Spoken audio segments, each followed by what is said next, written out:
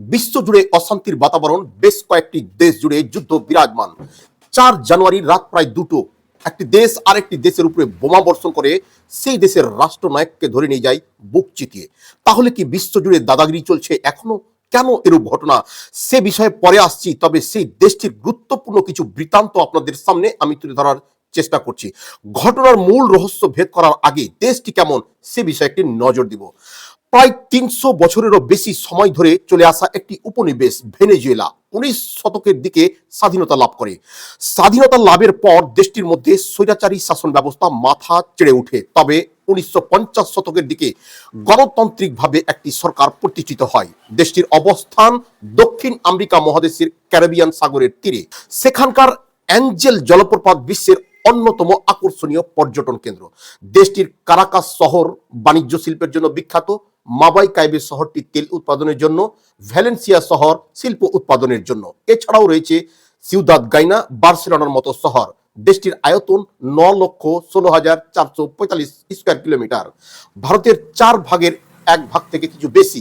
2025 global fire পাওয়ার অনুযায়ী দেশটির মোট জনসংখ্যা প্রায় 3,10,00,000, সামরিক সৈন্য সংখ্যা 3,37,000 এবং বেশিরভাগ মানুষ খ্রিস্টান ধর্মাবলম্বী।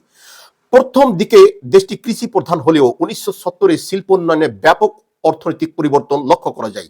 দেশটির মুদ্রার নাম ভেনেজুয়েলা বলিভারি।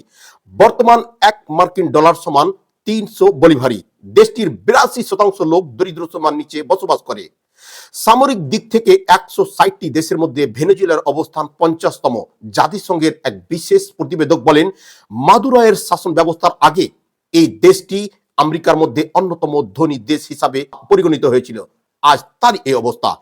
ভেনেজুয়েলার রাষ্ট্রপতি নিকোলাস মাদুরোয় এবং তার স্ত্রী সেলা অ্যাডেলা ফ্লোরেস দুজনকেই ধরে নিয়ে যাওয়া হয়েছে আমেরিকায়। একদম দেশটির রাজধানী কারাকাস থেকে বোমা বর্ষণ করা হয়েছিল। অবশ্য এর বিরুদ্ধে কড়া বার্তাও দিয়েছে রাশিয়া, চীন, ইরানের মতো শক্তিশালী দেশগুলো।